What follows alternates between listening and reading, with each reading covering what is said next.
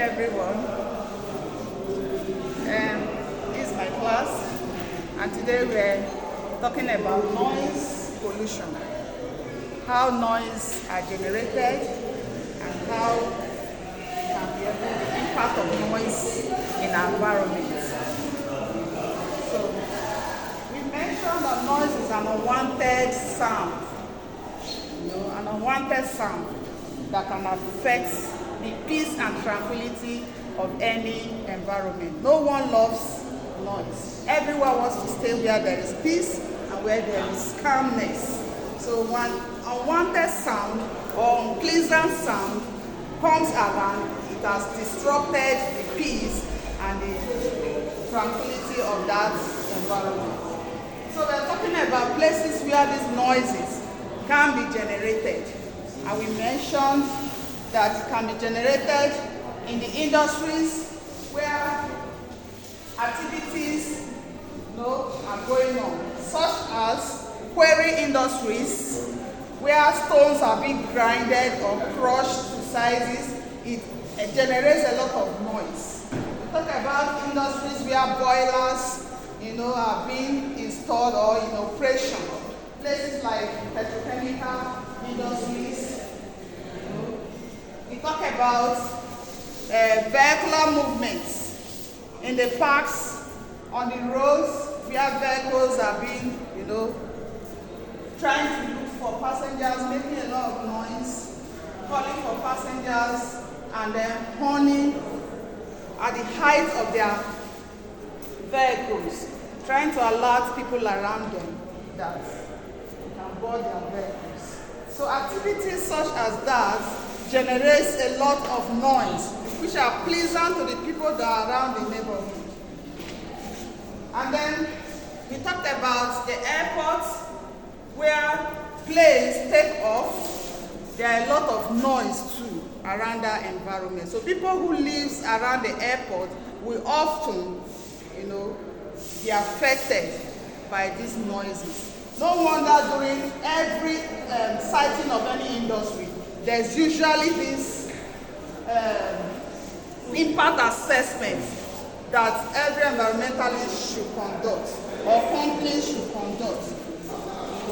One of it is to ensure that the activities of that industry does not impact negatively on the people around the vicinity where that company or that company is going to be sited.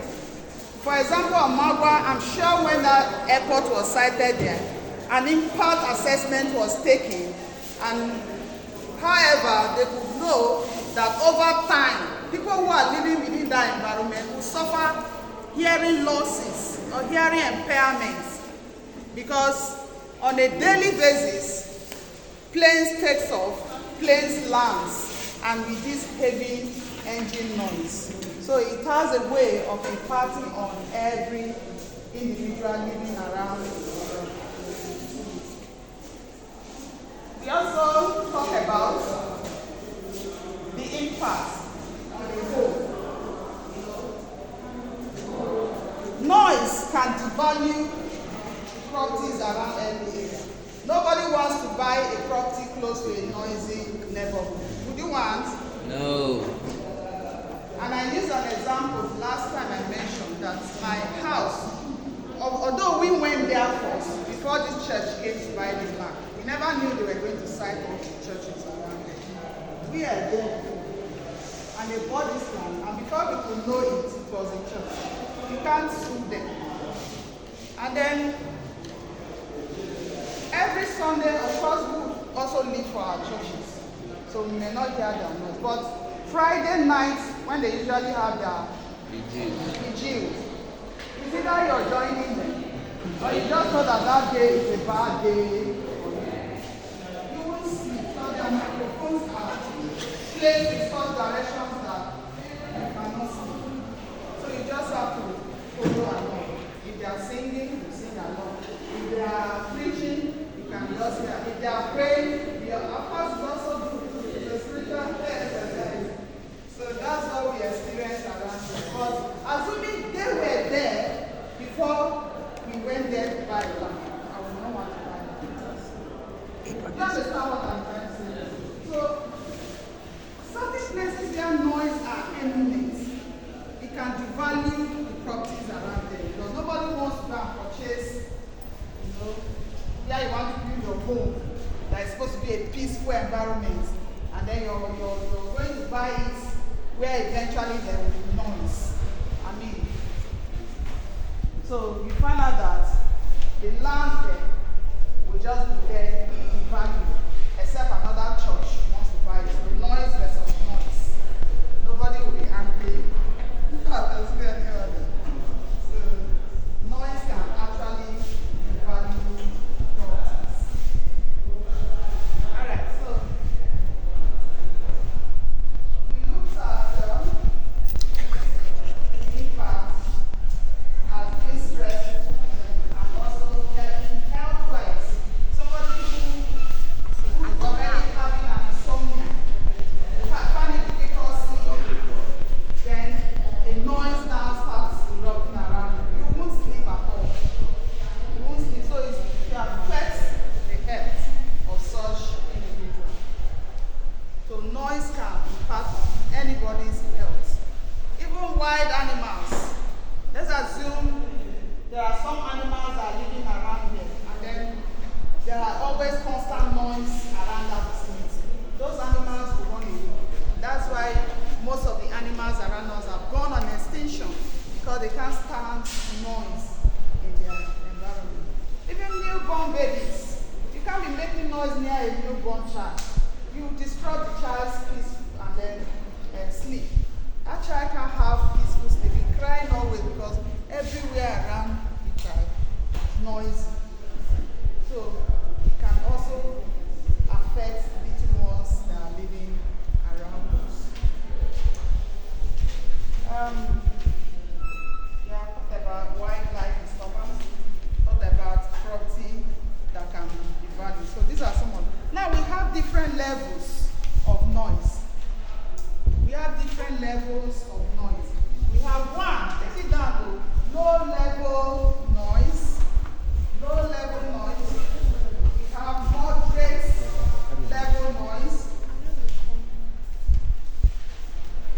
We have moderate level noise. When you talk about low level noise, how do you quantify it? How do you be able to say, oh, this is low level noise? Now, have you ever been where refrigerator is being blocked? Can you even, I mean, if a refrigerator is in your room now, see that little sound it does? You can barely hear it. Or the breeze, if you're living in a place where there are trees, and then you just hear the breeze once in a while. Those kind of noise are considered low level noise. Now, one, it cannot affect you. It will rather make you even rest well. So those ones can be considered as low level noise. Now, moderate noise. This could be rumble of the trees too. If you're living closer to forest where there are clustered trees, where the trees are clustered, whenever there is breeze, heavy breeze there, you see them. I don't know if you have ever come in contact with what I'm trying to explain. So rumbling of such noise.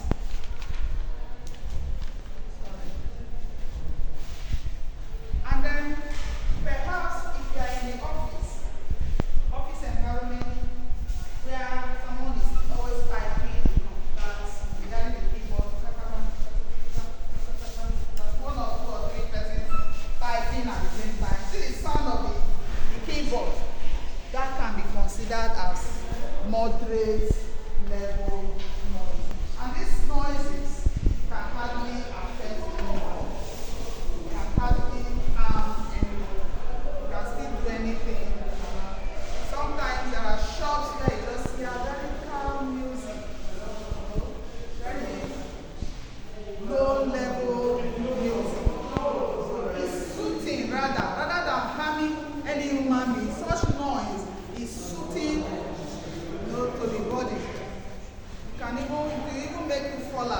because the music is not loud, it's very mild, and it's soothing. So such level of noise, we consider it as moderate level noise. Now we have high level noise. High level noise can be found in the clubs, just like I mentioned before. When you enter the club, the noise is on top of the roof. You can barely hear yourself there. Everybody is high. Just like everybody is high there. So the music is high. Everything is high. Nobody knows themselves there. Isn't it? Am I lying? Is that how you people experience it there? Me, I read it though, but you have experienced it. I'm not experiencing it. You are not? Are you sure? Yes, ma'am. Okay.